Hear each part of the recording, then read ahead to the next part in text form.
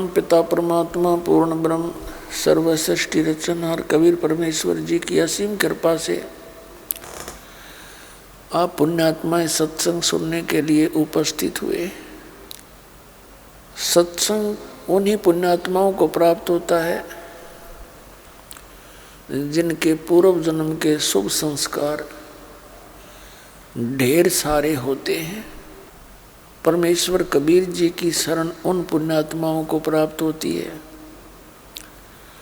जो युगों युगों से परमात्मा की खोज में लगे हुए हैं, लेकिन यथार्थ ज्ञान न होने से परमात्मा के संग रहकर भी हम उस परमात्मा को पहचान नहीं सके।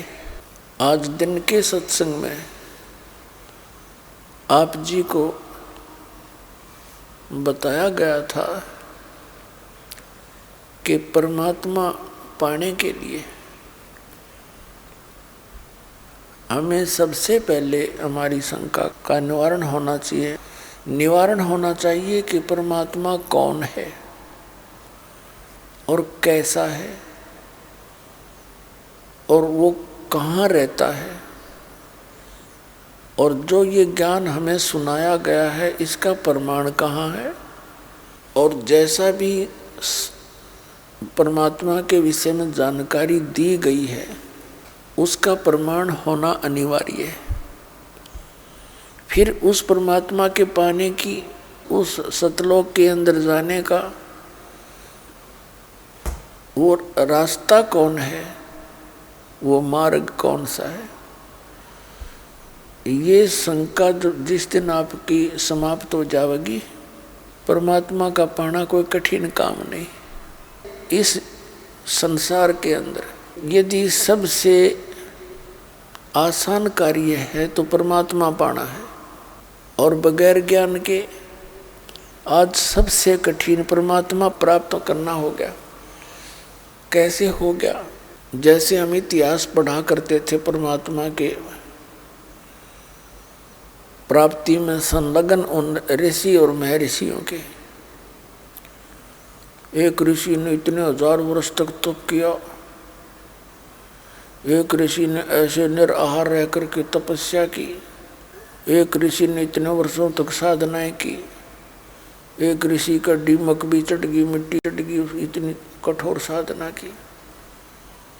तो हमने ये मान लिया था भी भगवान पाने के लिए तो ये प्रयत्न है जो इन ऋषि महर्षियों ने किया, या कहीं पर तपस्या की, धूने लगा के, अग्नि जला के बैठ गया, आसन पद्म लगा के, कहीं पर खड़े हो करके, कहीं पर बैठ करके, कोई पहाड़ पर जाकर, कोई गुफाओं में घुसकर साधनाएं करते थे। तो हम गृहस्थियों का ये मनोबल टूट गया कि भी परमात्मा तो मिल रहा नहीं, क्योंकि परमात्मा तो ऐसे मिलेगा जैसे उन ऋषि में ऋषियों ने डले डो रखे, साधनाएं कर रखी। फिर भी आत्मा परमात्मा के बिना रह नहीं सकी। फिर हमने क्या तरीका अपनाया कि इन साधु संता के आगे हाथ जोड़ते फिरे भिखारी बन के, मुझे आशीर्वाद दियो महाराज, मेरे नो बच्चे हो जा, इनका रोजगार लग जा, छोरा ब्याह जा, छोरी का ब्याह हो जा। हम यहाँ तक सीमित रह गए। फिर जैसे भी ज्ञानी संत मिले, किसी ने सोमवार का व्रत बता दिया, किसी ने शुक्रवार का, किसी ने कोई मंदिर पूजा बता दी, या किसी पहाड़ पर नैना देवी की सलाह दे दी, किसी को वैष्णो देवी की। हम इस काम लगे रहे। कोई हनुमान जी का पुजारी बन गया। अब इस अध्यात्म ज्ञान की रोशनी में पता चला आदरणीय गरीबदास साहिब जी परमात्मा कबीर जी से परिचित होकर के सतलोक में जो भगवान को देखा, उसकी महिमा से परिचित हुए, फिर उस संपूर्ण ज्ञान से परिचित हुए, अध्यात्म ज्ञान से।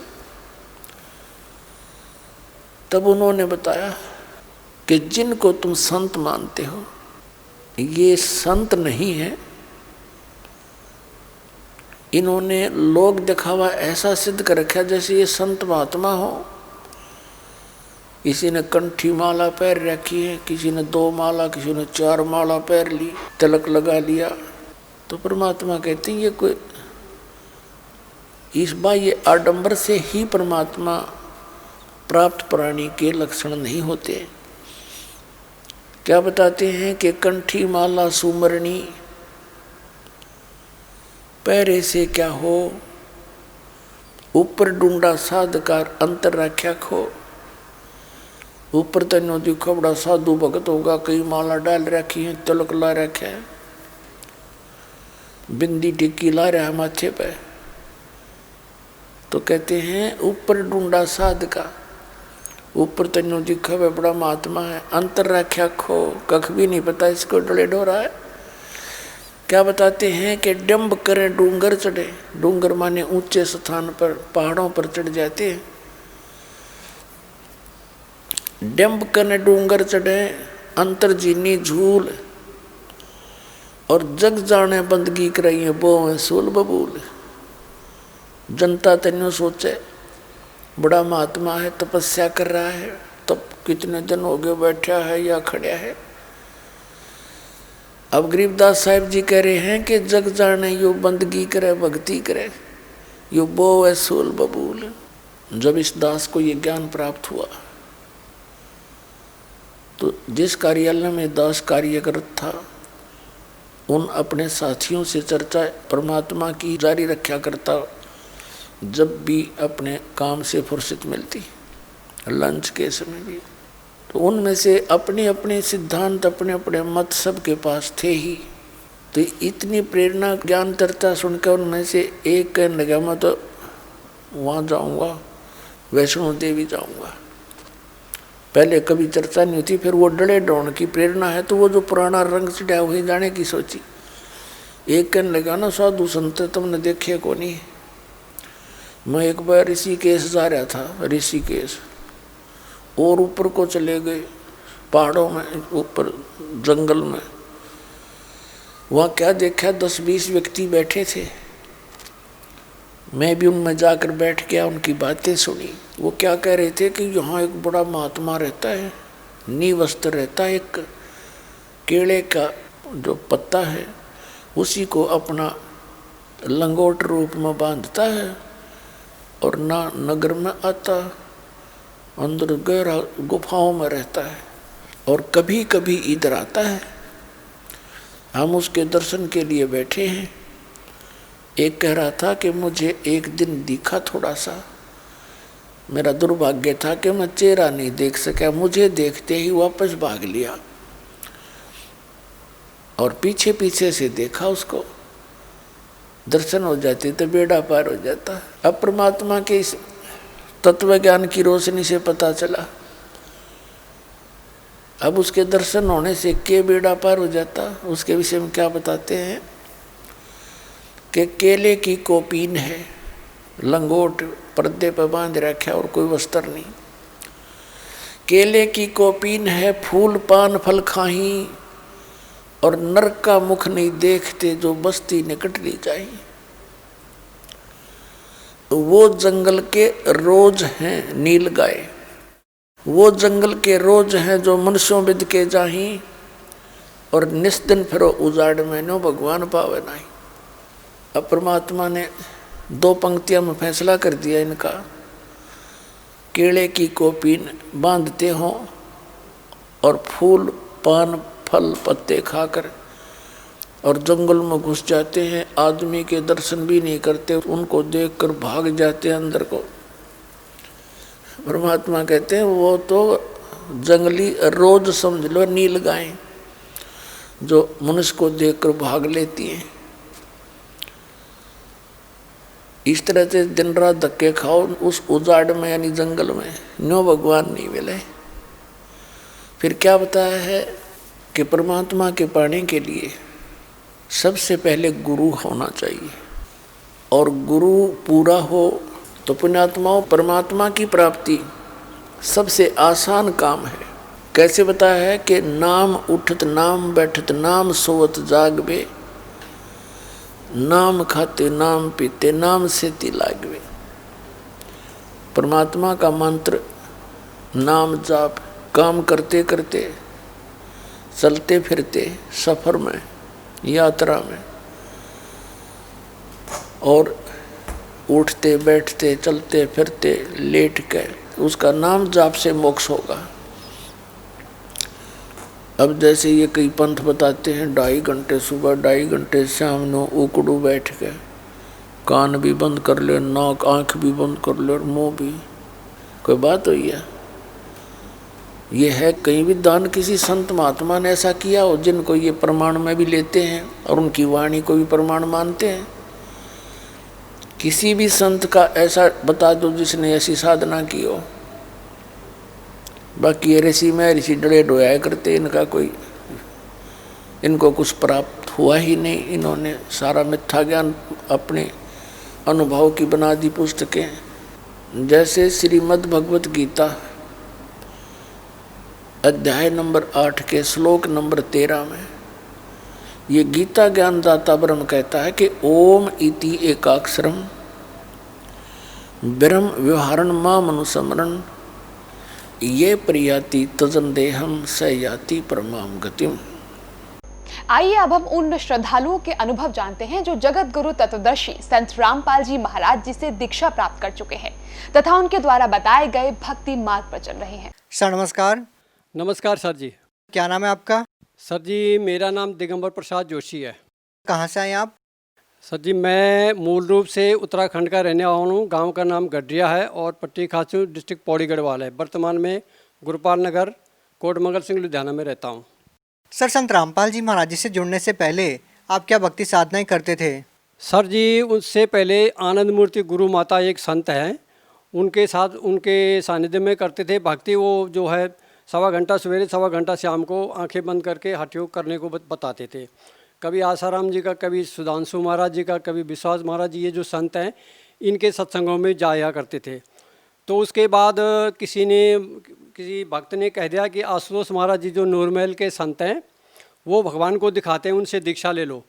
तो उनके कहने पर दिव्य ज्योति जागृति संस्थान आशुतोष महाराज जी के सत्संग में गया और वहाँ उनसे दीक्षा ले ली। वो कहते भगवान को दिखाते हैं, तो उन्होंने वो दीक्षा भी मैंने ली और वो साधना मैंने 7 साल के करीबन की। क्या हम ये मान सकते हैं कि आपने भगवान को देखा है? जी नहीं, बिल्कुल नहीं देखा। वो झूठ बोलते थे, वो प्रकाश दिखाते, प्रकाश दिखाना देखना भगवान देखना नहीं है जी। तो क्या था वो? आज आप उस चीज़ को क्यों झुठला रहे हैं? क्योंकि परमात्मा तो कोई, परमात्मा तो ऊपर सतलोक में तख्त पर बैठा है, साकार है, वो निराकार नहीं। वो निराकार मानते थे भगवान को, भगवान निराकार नहीं, भगवान साकार है। सारे ग्रंथ जो हैं वो बताते हैं। आपको ये ज्ञान कहाँ से हुआ? संत रामपाल जी महाराज की कृपा से। जब मैंने उनकी लिखी हुई पुस्तक गहरी नजर गीता में एक भक्त जी ने मेरे को रिटायरमेंट के दौरान दी थी, वो जब मैंने पढ़ी और उसके पढ़ने के बाद जब मैंने सारा उसको कंप्लीट पढ़ा 2-3 दिन में, तो मेरे पैरों के नीचे ज़मीन खिसक गई। ये आशुतोष महाराज जी बताते थे कि गीता जी का ज्ञान जो है कृष्ण जी ने दिया। जब मैंने वो बुक पढ़ी, असलियत का पता लगा, तो पता लगा कि ये गीता का ज्ञान तो कृष्ण जी का, इसमें रोल ही कोई नहीं। ये तो काल निरंजन ने बोला था, भगवान श्री कृष्ण के शरीर में प्रवेश करके बोला था। तो वो दिव्य ज्योति जागृति संस्थान वाले ये झूठ बोलते थे, इनको बिल्कुल ज्ञान नहीं है। सर आपने बताया कि संत रामपाल जी महाराज जी की आपने पुस्तक पढ़ी जिससे आपको पता चला कि आशुतोष महाराज जी जो ज्ञान देते हैं वो सही नहीं है, वो गलत है, वो शास्त्रों में वर्णित नहीं है। तो आखिर संत रामपाल जी महाराज जी ऐसा क्या ज्ञान देते हैं? सबसे पहले तो ये है भगत जी कि उनको जो सृष्टि रचना संत रामपाल जी महाराज ने बताया, वो सृष्टि रचना मूल ज्ञान है। उसके जाने बगैर किसी ग्रंथ का ज्ञान हम नहीं जान पाते। वो ही मूल ज्ञान, वहीं से पता लगा कि ये गीता का ज्ञान कृष्ण जी ने नहीं, काल निरंजन ने बोला था। क्या संत रामपाल जी महाराज जो ज्ञान देते हैं क्या उसका कोई प्रमाण भी देते हैं साथ में? जी बिल्कुल, हर एक का प्रमाण देते हैं। साथ में ढेरों सारे प्रमाण संत रामपाल जी ने बताए, देवी भागवत से और सूक्ष्म वेद से, और कई ग्रंथ है जैसे महाशिव शिव पुराण है, और संतों की वाणियाँ, उनसे भी उन्होंने प्रमाण दिखाए हैं। बिल्कुल सर आपको प्रमाणों के साथ यकीन हुआ कि संत रामपाल जी महाराज जी सही ज्ञान देते हैं। तो सर आपने संत रामपाल जी महाराज जी से नाम दीक्षा कब ली? मैंने 3 सितंबर 2009 को प्रथम मंत्र संत रामपाल जी महाराज जी से लिया। सर हम आपसे संत रामपाल जी महाराज जी के बारे में पूछना चाहेंगे कि पहले आप 7 साल से आशुतोष महाराज जी से जुड़े रहे, और 2009 से आप संत रामपाल जी महाराज जी से जुड़े हुए हैं, तो आपको इन दोनों संतों में क्या भिन्नता नजर आई? बात यह है कि संत रामपाल जी महाराज जो ज्ञान दीक्षा देते हैं, जो भी किसी को अगर प्रॉब्लम होती है तो वेदों में लिखा है कि उसके सारे कष्ट परमात्मा दूर कर देता है। और आशुतोष महाराज जी नूरमहल वाले कहते थे कि जो उसमें लिखा हुआ है वो कर्म का फल भोगना ही पड़ेगा। और ना उनको शिष्यचेतना का ज्ञान है, ना उनको ये पता कि गीता का ज्ञान किसने दिया। वो इस मामले में उनका ज्ञान शून्य है। संत रामपाल जी का ज्ञान बिल्कुल वेदों पर आधारित है, सभी ग्रंथों पर आधारित है, वो सत्य ज्ञान है बिल्कुल।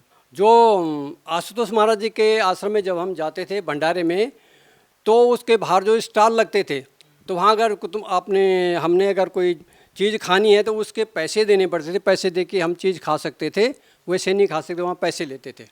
और संत रामपाल जी महाराज जी के? संत रामपाल जी के आश्रम में कोई पैसा नहीं लिया जाता। मैंने जब नाम दीक्षा ली थी तो मैंने वहाँ देख के हैरान हो गया कि चाय पानी और भंडारा वहाँ सब निःशुल्क है। और ज्ञान दीक्षा की जो चीज़ें दी जाती हैं, स्वरूप वगैरह, सब वो निःशुल्क थे। वहाँ भंडारा खुला था, परमात्मा की दया से खुला था संत रामपाल जी महाराज। और क्या अंतर है? और अंतर उनमें ये है कि वो जो है खुद सत्संग नहीं करते। आशुतोष महाराज जी सत्संग नहीं करते, बिल्कुल नहीं। वो उनके चेले जो है उनके शिष्यों को ऑर्डर दे रखा कि तुम सत्संग करो। लेकिन यहाँ वास्तव में है कि संत रामपाल जी महाराज खुद ही एक एक चीज़ को खोल खोल के ग्रंथों के आधार पर बताते। इतना फर्क है दोनों में। वो शास्त्र विधि को त्याग करके मनमाना आचरण करते, यहाँ शास्त्र के अनुकूल ज्ञान दिया जाता है। मैं 7 साल तक आशुतोष महाराज जी से जुड़ा रहा, लेकिन मैंने कभी भी उनसे मुलाकात नहीं हुई मेरी। कभी उनसे मिलने का मौका नहीं मिला। जब प्रार्थना भी लगाई तो उन्होंने नहीं जाने दिया, मुझे उनके पास जाने नहीं दिया। और संत रामपाल जी? संत रामपाल जी महाराज के तो हम दर्शन जिस दिन जाते थे सत्संग सुनने के लिए, तो दर्शनों के लिए लाइन लगती थी। उसमें हम भी दर्शन के लिए जाते थे, अपना सुख दुख अपना उनको वो बताते थे। वो हमको बताते थे, भाई ऐसा करो बेटा, ऐसा करो। वो सब समस्याओं का हमारा समाधान कर देते थे। तो सर, हम आपसे जानना चाहते हैं कि संत रामपाल जी महाराज जी से नाम दीक्षा लेने के बाद आपको क्या लाभ मिले? जी बिल्कुल, वैसे तो लाभ बहुत सारे हैं, पर थोड़े से बताऊंगा मैं। जो हमारी बहू है उसके प्रेगनेंसी थी, तो 4 महीने की प्रेगनेंसी वो हर 4 महीने के बाद वो ख़राब हो जाती थी। दो प्रेगनेंसी ऐसी ही ख़राब हुई। तो हर बार हम उनसे प्रार्थना करते थे, ऐसा क्यों हो रहा है, ऐसा क्यों हो रहा है। तो दूसरी प्रेगनेंसी के दौरान तो हमने आशुतोष महाराज जी से दिल्ली में फ़ोन लगाया, तो वहाँ से जी जवाब आया कि आपको कर्म का फल जो है वो भोगना ही पड़ेगा। जो आपके भाग्य में हानि लाभ लिखा वो भोगना ही पड़ेगा। वही उनका ये जवाब था। संत रामपाल जी महाराज की शरण में आने के बाद जब गुरुजी से प्रार्थना की, तो गुरुजी कहते बेटा उनके पास पूर्ण ज्ञान नहीं है और वो गलत बोल रहे हैं, क्योंकि शास्त्रों में लिखा है कि परमात्मा पूर्ण जो पाप होते हैं, घोर से घोर पाप, उसको भी नष्ट कर देता है और पूर्ण लाभ अपने साधक को देता है। तो संत रामपाल जी महाराज की कृपा से हमें जो है वो पोता मिला, और वो इस समय 10 साल का हो चुका है। उन्हीं की कृपा से मिला, संत रामपाल जी महाराज की कृपा से। सर, और क्या क्या लाभ मिले आपको संत रामपाल जी महाराज जी से? और एक बार मैंने आँखों का ऑपरेशन कराया था, तो कुछ 1 साल के बाद आँखों के आगे जी आँखें इनके आगे जो है ना फिर खुद दिखना बंद हो गया। और 10-15 फुट के फासले पर कोई गाड़ी, कोई स्कूटर, कोई खड़ा होता तो उसको मैं देख नहीं पाता, नंबर नहीं नोट कर पाता था क्या नंबर लिखा है। तो जब डॉक्टर के पास गए तो डॉक्टर ने कहा आपकी आँखें तो स्वस्थ हैं बिल्कुल, नंबर भी आपका ठीक है, ये दवाई ले जाओ, डालते जाओ, कोई प्रॉब्लम नहीं आपको। मैंने कहा मेरे को दिखता क्यों नहीं। फिर आया, मैंने 10-15 दिन वो दवाई डाली, लेकिन उससे आराम कोई नहीं हुआ। तो इस दौरान प्रार्थना लगाई संत रामपाल जी महाराज के चरणों में, तो वहाँ से गुरुजी ने आदेश दिया कि परमात्मा दया करेंगे बेटा, भक्ति करते रहो। तो जब उसी डॉक्टर के पास दोबारा गए तो उस डॉक्टर ने कहा कोई बात नहीं जी, हम 2000 रुपये लेंगे, 4000 और से लेते थे, तुमसे 2000 लेंगे, थोड़ा सा जाला आपकी आंखों में आ रखा है, इसको साफ़ कर देते हैं। तो उन्होंने 10 मिनट में वो साफ़ करके आँखें, यार मुझको फिर कह रहे टेस्ट करा लो आप। तो बाहर आए, तो जब टेस्ट कराई तो जो लड़का वहाँ पर बैठा हुआ था वो बोला कि अंकल जी आपकी आँखें तो बिल्कुल बच्चों जैसी हो गई। ये फ़ायदा हुआ एक। सर, संत रामपाल जी महाराज जी से नाम दीक्षा लेने के बाद आपको बहुत सारे लाभ मिले। आप भगत समाज को क्या संदेश देना चाहते हैं? जी, भगत समाज को ये संदेश देना चाहते हैं कि भाइयों और बहनों, इस संसार में जितने भी गुरु हैं ये सब शास्त्र विधि को त्याग करके मनमाना आचरण करा रहे हैं भक्त, और इनसे कोई लाभ नहीं होने वाला। ये सब काल के मुख में भक्तों को डाल रहे हैं। तो प्रार्थना आप लोगों से है कि आप संत रामपाल जी का सत्संग जो है, साधना चैनल है, ईश्वर टीवी है, श्रद्धा है, इन पर आता है, आप सत्संग को सुनिए। और सत्संग के दौरान उस नीचे जो है पीली पट्टी आती है, उस पीली पट्टी पर नंबर दिए होते हैं, तो आप उन नंबरों पर फ़ोन लगाइए और फ़ोन लगाने के बाद जब वहाँ से एड्रेस पूछिए कि आप किस इलाके में रहते हैं, तो उस इलाके से भक्त लोग आपको जो हैं वो बता देंगे एड्रेस कि आपके इलाके में कौन सा सेंटर है। आप वहाँ से नाम दीक्षा लीजिए और अपना कल्याण कराइए। जी धन्यवाद।